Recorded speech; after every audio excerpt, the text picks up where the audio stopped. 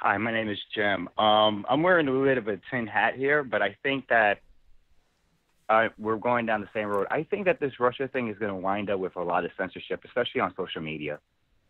I don't think that's a tin hat. I don't think that's a tin hat unless you're going a whole lot further. Go for it.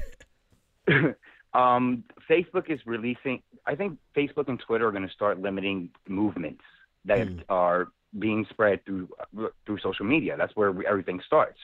And they're trying, like in certain countries, they're trying a new feed in Facebook, like trying to separate news from posts, which a lot of publishers are worried about because it's actually starting to affect the views that they're getting. And if this gets implemented out, it might, hurt a lot of people. And in Twitter, a lot of people now that I've noticed that are on the left are getting like 12-hour bans.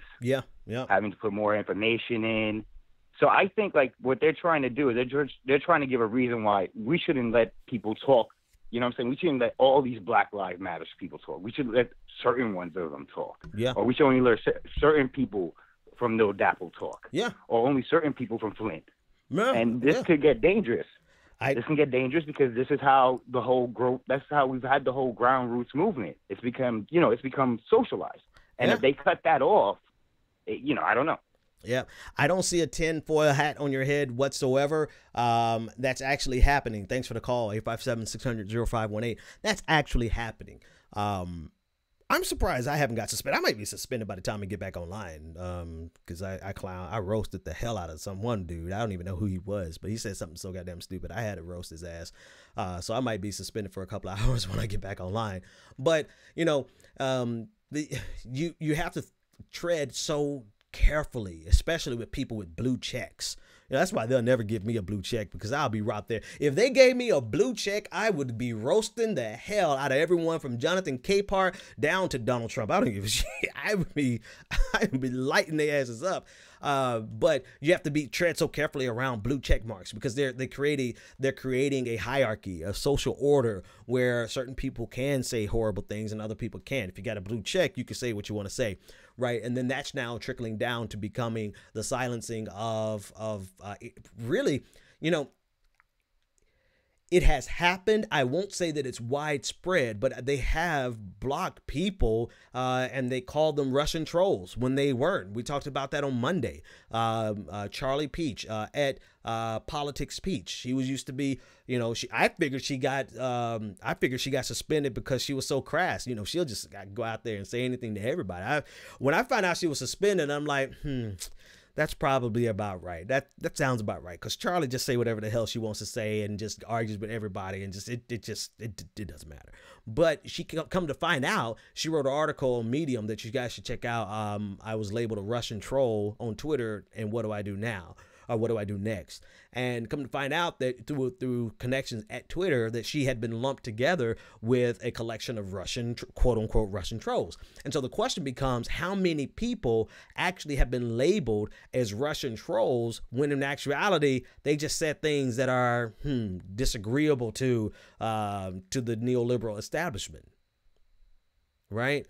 And so I don't think that is widespread.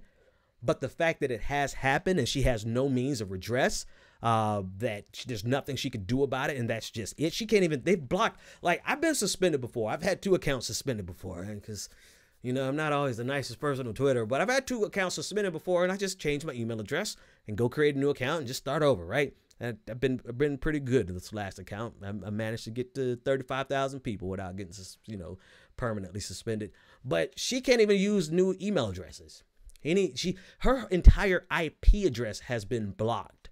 At least that's what she tells me. I have no reason not to believe her. I spoke to her directly on the phone. Her entire IP address has been blocked. I mean, they are saying you can't even come to our goddamn site.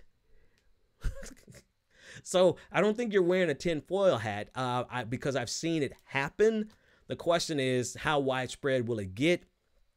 Hopefully it doesn't get any more widespread than what it already is. But now, I mean, even they have soft censorship, right? On YouTube, like we've been fighting this for the last 1.5, 2 years, where YouTube has been blacklisting videos and you can't get any revenues from it. So you go from making enough to live on to making, you got to go get a second and third job, right? Because you talk about issues like this, because you talk about foreign policy, you talk about American imperialism, and they flag it and they won't monetize it. And so that's another way that they engage in censorship. And what it has done is, you're absolutely right, is that the biggest challenge to American imperialism, in a way, I don't think it's a true challenge in the sense that we can overthrow American imperialism. I don't want to create that fantasy. But the biggest challenge to it is the ability for us to organize online.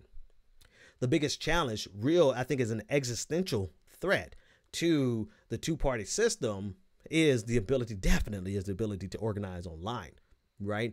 And if you silence some key voices, people with significant enough platforms, then, well, you can essentially cut the resistance off, not the corporate resistance, but the real resistance, the revolution. You can cut it off at the neck, at the head.